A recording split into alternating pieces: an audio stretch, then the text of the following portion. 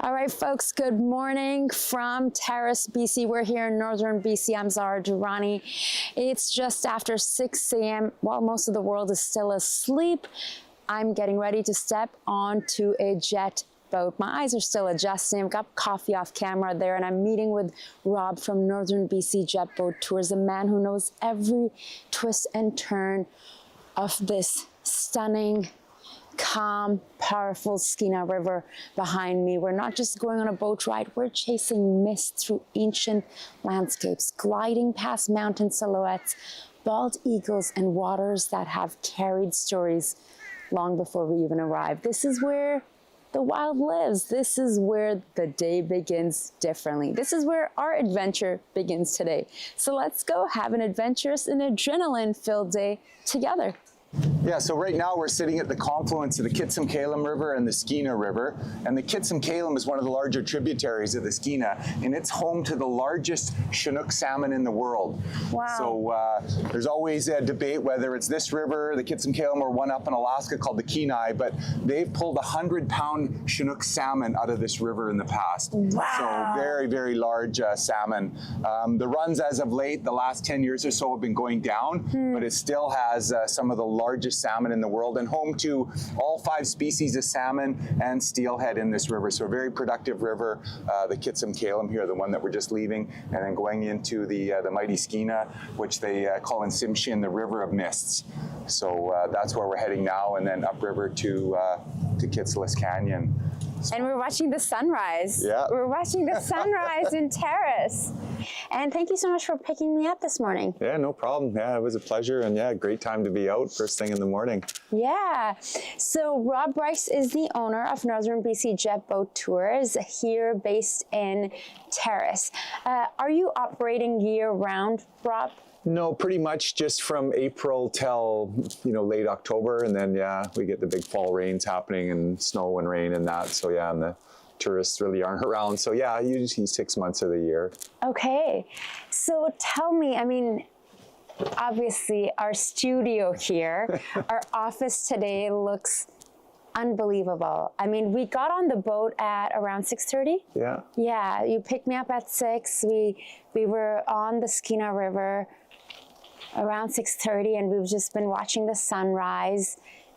How does it feel to be on the water daily? Like, I mean, this is so serene. Yeah, I mean, sometimes I just, think, this is my office here, every morning, every day I'm out here. And, sometimes you get a little tired of it, but then you kind of just snap your fingers and get back into it and say, no, this is amazing. I'm out here on this river in the wilderness adventure and, seeing the smiles on people's faces when you're doing tours and the wow factor. And yeah, it's, that all kind of, brings you back to life again. And so this is the reason why I'm doing this. And, I've had office jobs before, so it's almost good that I've done that before and realized that, I can be out here every day doing this.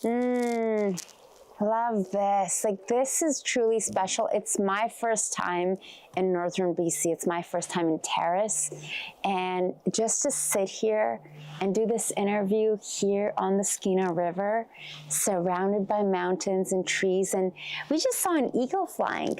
Yeah. Are there a lot of eagles here? What is like the eagle population like? Oh, I mean, there's lots and lots of eagles. I mean, this basically is a salmon highway, this river. So we have all 5 species of salmon, steelhead, and yeah, they're all migrating in the river right now. So we have probably 50, 60,000 salmon a day coming under the boat right now. So yeah, there'll be that many salmon migrating past this point today. So yeah, the eagles are all kind of staging, waiting for these, these free meals to kind of, take advantage of them. Maybe they get too close to shore or the surface, they'll come down, swoop them up, or, when they all die at the end of their journey, they'll come down and have a feast on them. So yeah, the Skeena is a great provider for everybody, the First Nations and the recreating people who like to take a salmon home for dinner, and all the wildlife, the bears, the eagles, everything. So yeah, these salmon provide life and enjoyment for so many people here. I see there's many folks fishing along the river.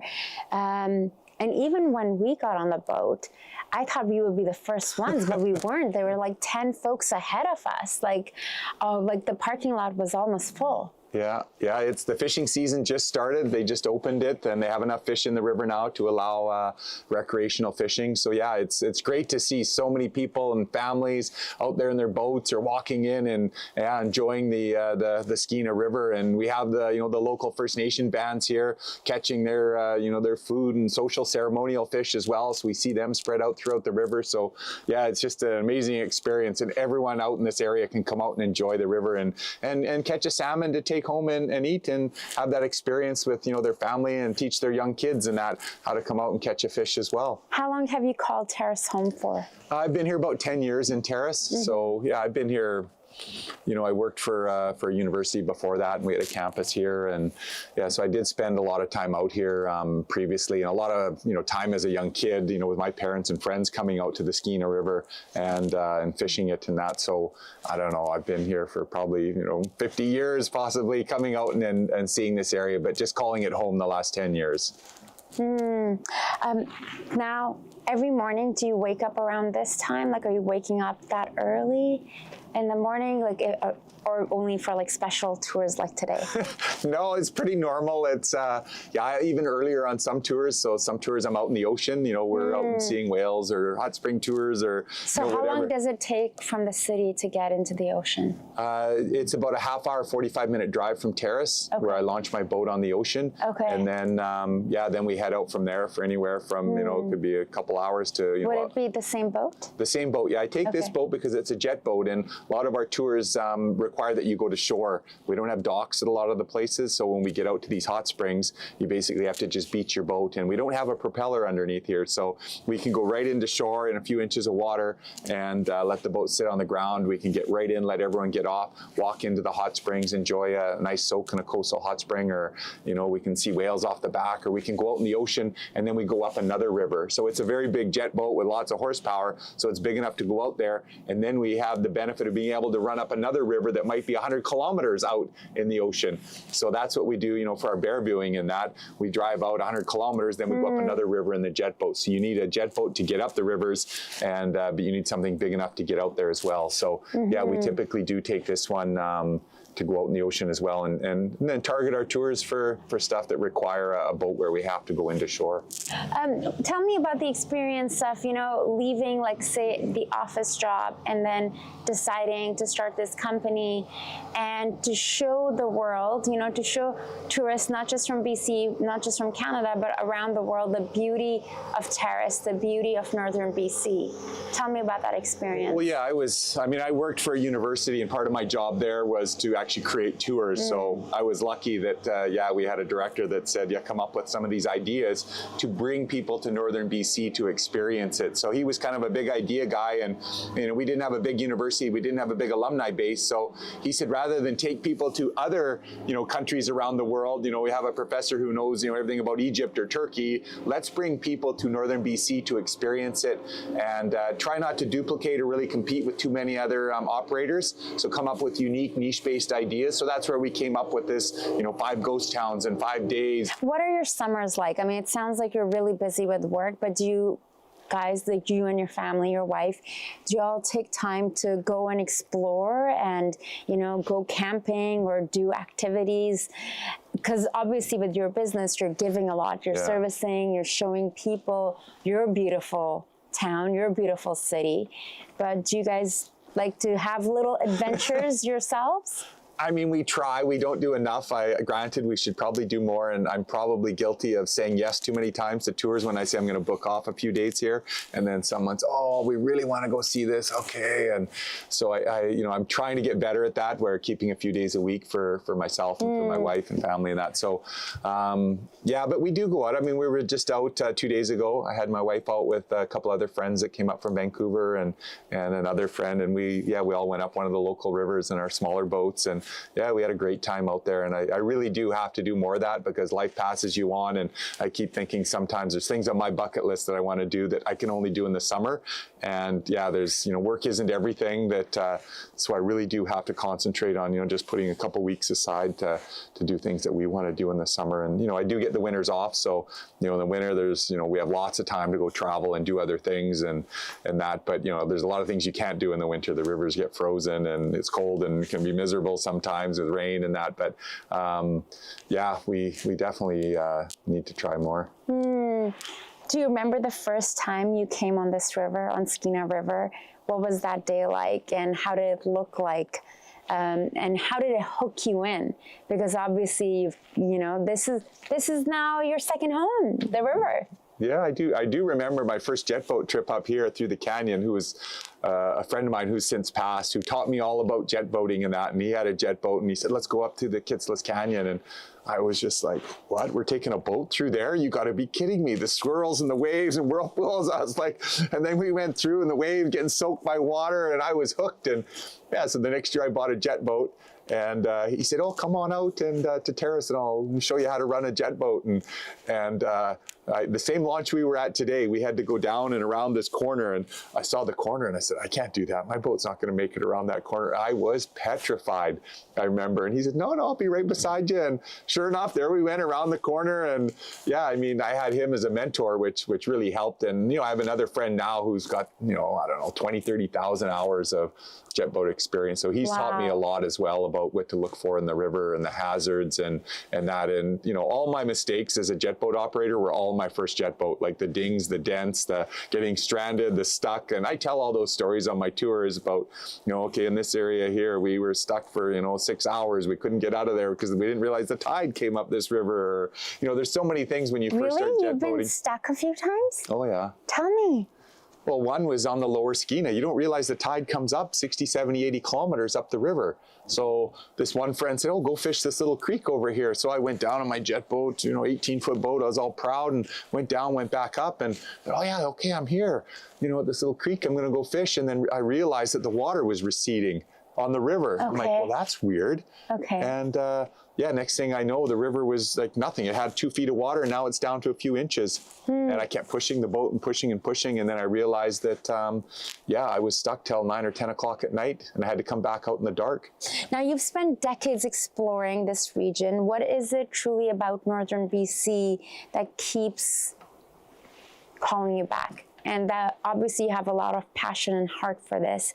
And that's why you do what you do. Yeah. So what is so special about this? I mean, obviously I see it with my eyes, but I'd love to share it with our audience.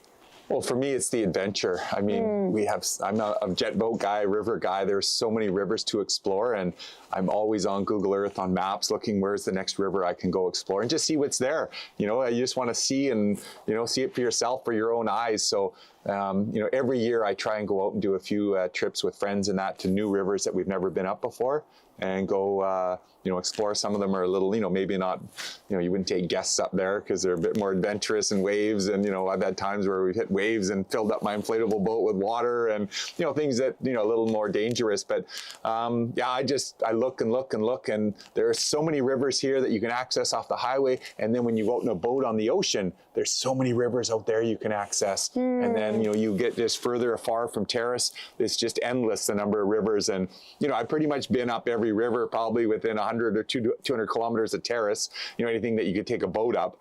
But yeah, I'm, want to adventure further and further past that and see these rivers that are still, for me, unexplored. And maybe other people have gone up them, but for me, that's what kind of keeps me, coming back is, year after year, I got to see more and more of this beautiful place. What do you like to do to help release stress? I mean, obviously your job is really fun. You get to be here. This is your office, surrounded by mountains and, this body of water, the Skeena River, trees and eagles. And you're mentioning even a bunny, a pink rabbit.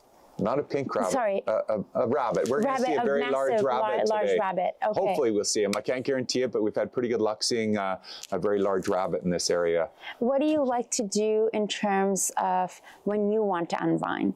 Because like for me, just even being here right now, I can tell I'm ready for a nap. Like just something about being anchored and the boat is slowly moving. Like, does it feel like work for you when you're on the boat for fun, or do you like to do something else? No, I mean, not as much this boat, but I have small boats, like small inflatables, and they're very popular nowadays. And to me, that's on my days off, I like to, you think, oh, he probably doesn't want to get on a boat again. But on my days off, that's what I like to do, is go up these rivers and, just, in these small inflatables, take other people where I'm not necessarily doing a tour. We're having fun. I drive my boat, they drive their boat. And yeah, we have a lot of fun doing that. So that's something I like to do. I've kind of got into actually to bird viewing as well. I like to do that. It's kind of nice to go out there and see different birds and be knowledgeable, and I can share that information on the tours, but sometimes I like to just go out and kind of identify some different birds, and that my friend got me into that. And I don't do it enough in the summer because I'm always busy, but in the winter I'll go for a hike or a walk and bring my camera or my phone and identify some of the birds. I still like to fish, nowhere near as much as I used to. I used to be fishing crazy like every day of the week pretty much, and it got to be a bit much, but I still like to go out and catch some salmon, but it doesn't kind of, I don't know, rule my whole life like it used to. So yeah, I've kind of got past that stage of my life where I need to be out there fishing, every day. What kind of folks do you see coming here when it comes to tourism? Is it mostly Canadian, Europeans, Americans? Like, what kind of folks are you seeing? A mix of everything. It really is a mix. It's hard to say that, but the number of countries that people have come from, it's just endless that people have come. But, we do get lots of local people that, want to go out on a hot spring tour or something. And the people who do the bear viewing and that. Are there a lot of hot springs around here? Yeah, we're actually lucky that, our hot spring tour is 4 hot springs in one day. Wow. All on the ocean. Okay. So we access them all by JetBoat on the ocean. So there's not too many places where you can go and visit 4. Most are at one destination hot spring. When you hear these hot spring tours advertised, it's usually one hot spring. You go there and sit there for an hour or 2 or whatever, then you leave. We see 4. So I have to limit the time at each one so we can get all 4 hot springs in one day. So that's pretty special. I don't know of too many places anywhere where you can go see 4 hot springs that are remote. Typically no one else at any of them. We have them all to ourselves. So yeah, it's that's kind of a special tour. Okay. For anyone wanting to visit Terrace for the first time, what would you suggest to them in terms of things they should really experience? I feel like having this experience, you gotta add the JetBoat tour as part of the experience. Yeah, if they really want to see the river from a different perspective and not just from the highway, JetBoat tour is a great way to see it, and that just a whole different perspective. Yeah, I mean, if they come here to fish, Kitimat's close, Terrace, Prince Rupert, we got fishing opportunities everywhere in the summer. I mean, if they want, even if they don't know how to fish, there's lots of guides out there that will take them out and show them how to fish. If they know how to do it, they can pretty much go anywhere here. Just look at the regulations, but you can walk into the river and cast a line and hopefully catch something, and and then just, explore. There's, we got an amazing visitor center in Terrace. The staff are great, and they can point you in the right direction, give you maps, and explain everything on where to go and what to see. You once said you love discovering off the beaten path. Yeah. What does that phrase mean to you?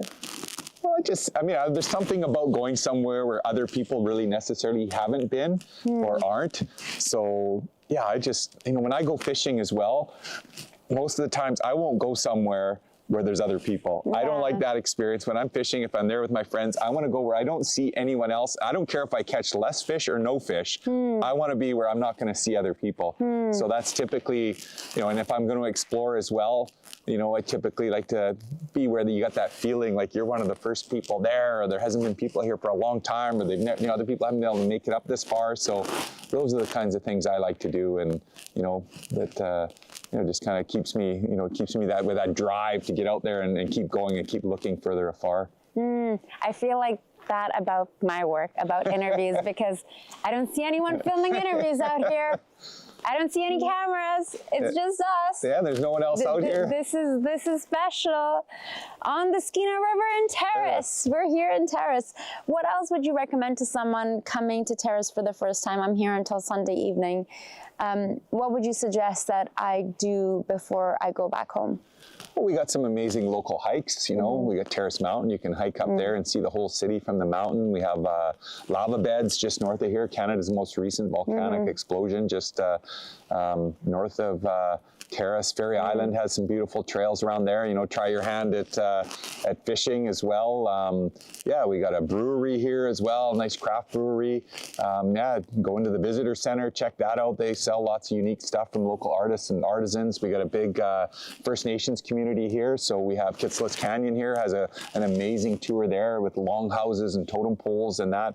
You can go in there and yeah, tour their site, and some amazing tour guides there with. Yeah, I'm really excited to go check out Kitsillas. Yeah, no, it's an amazing. So yeah, it is pretty broad, the number of things that you can do here in Terrace, and then if you want to branch out the surrounding area. Do you find that the folks who decide to move up here to Terrace, that they're wanting that more quieter life? Like, you mentioned stepping away from the crowds and having experiences like this where you can go and it's not like full of like 30 or 50 other people.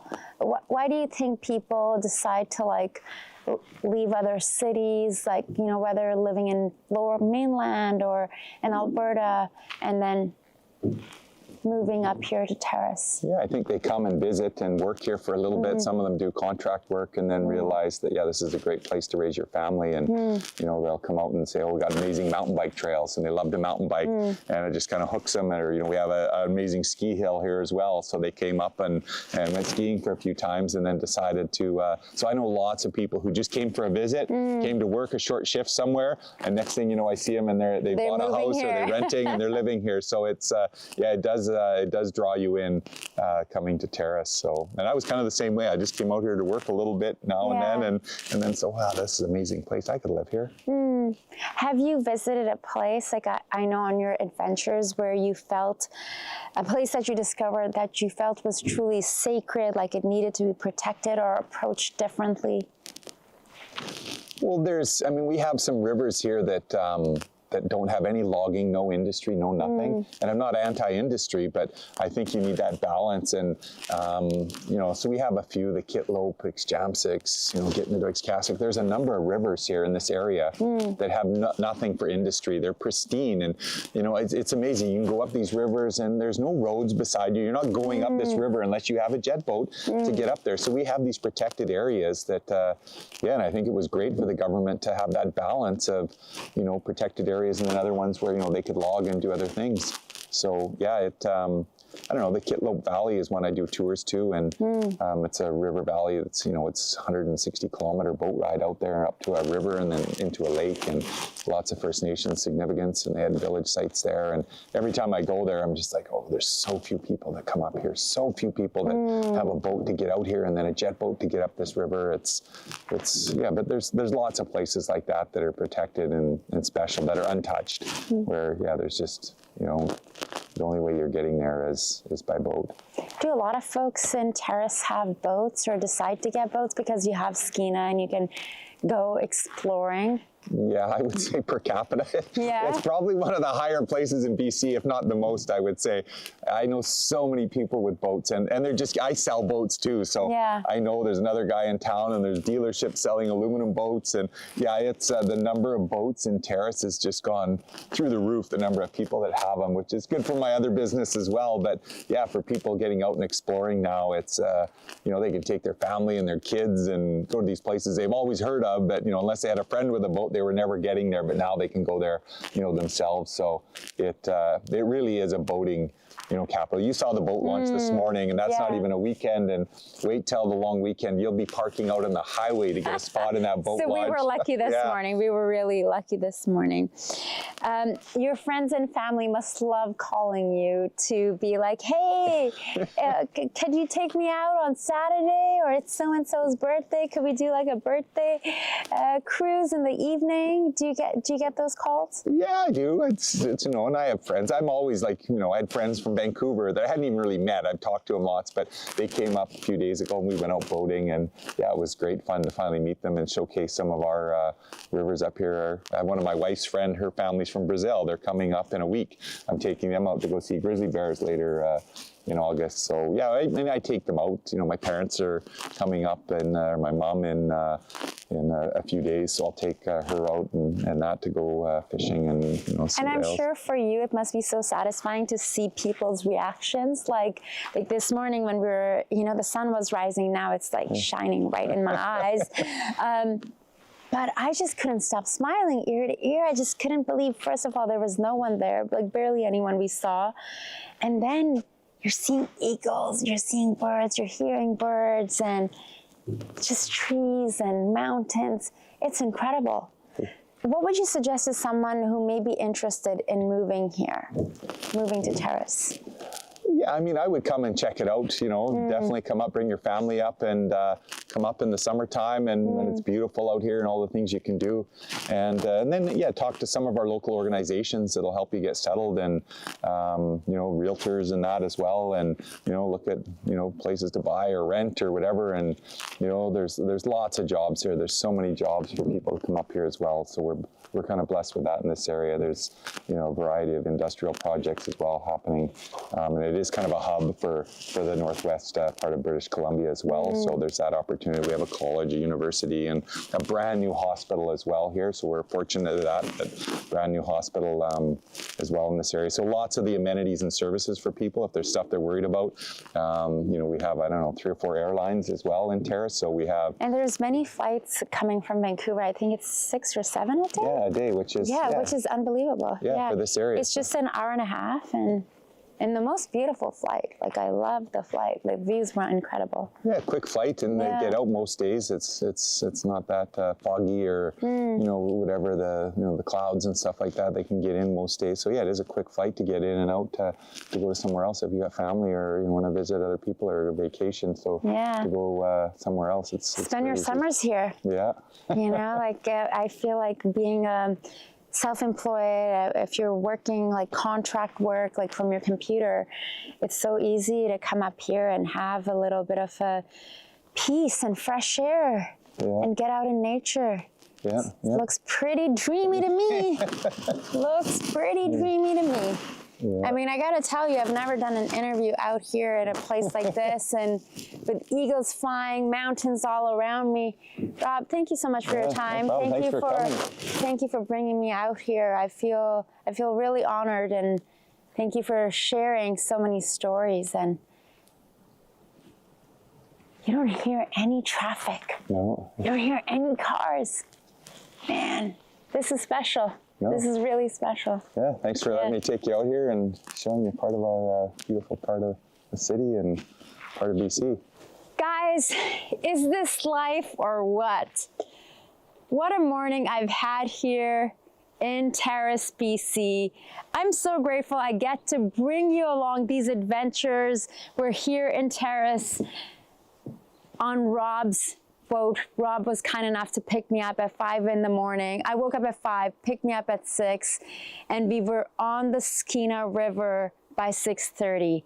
To watch the sunrise today, to be here and to appreciate this nature we have here. We have access to this in British Columbia, like just an hour and a half flight from Vancouver.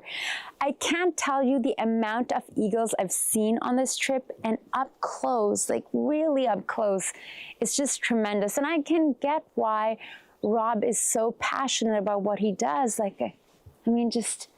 There's no one here. No one here is so calming. Okay, that's it. I may be moving to Terrace, who knows? Well, thank you all for watching. Thanks for tuning in. I'm Zara Durrani. The show is brought to you with the support of TELUS STORYHIVE. I'll see you soon. And I gotta do this moment. We're on a boat, we're on a body of water. I gotta do my Leonardo, okay? Or Jack from Titanic. Voila, don't fall. I'm the king of the world. Okay, I'm the queen of the world. I'm the queen of the world. I'm feeling like that today. All right, well, thanks for watching. I'll see you soon.